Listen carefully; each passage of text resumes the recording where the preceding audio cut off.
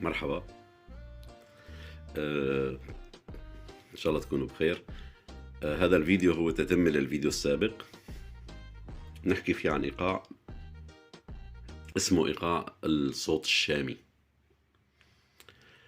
هذا الإيقاع كمان هو مأخوذ من إيقاع الشفتتلي، لأنه بنلاحظ مثل ما ملاحظين بالسطر الأول تقريبا هن نفس العلامات، بس في عنا عملية إزاحة واحدة للدم، أو مبدلين فوق بالعلامة بين الدم والإس، فمبدلينهم نحن بين بعضهم، فصار اسمه صوت شامي. هذا الإيقاع هو كمان نفس الشيء 8/8. تمام. بدي أعزفه على الدف لأنه بيوضح على الدف أكتر، فهو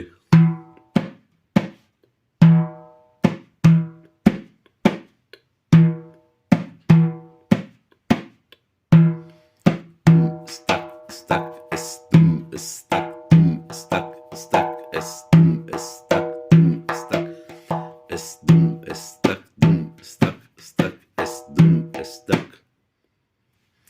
هذا بما يخص الإيقاع الأساسي اللي هو الصوت الشامي.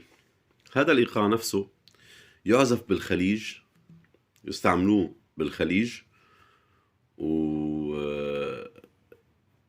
بعتقد بيستعملوه بالكويت كتير كمان يعني، بس هو مستخدم بدول الخليج العربي، بس مستخدم بطريقة 4/4 ومفرغ تماما، لأنه بيرافقه زقفات، بيرافقوا لهذا الإيقاع نوع من أنواع الزقفات الخليجية بيشتغلوها معه، بيرافقوا آلات تانية بالإيقاع، لكن كأساس بيشتغلوه بطريقة 4/4، وهيك يعزف دم تك دم تك دم تك دم تك، مفرغ تماما.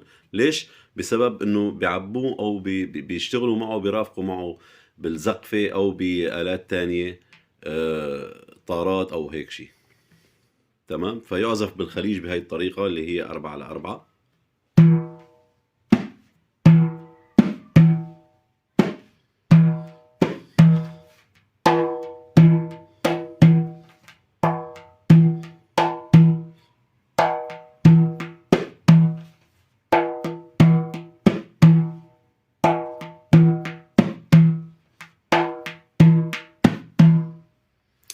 الحلاوة بالموضوع انه هو بيعزف بالخليج، لكن هو اسمه صوت شامي وبضل اسمه صوت شامي.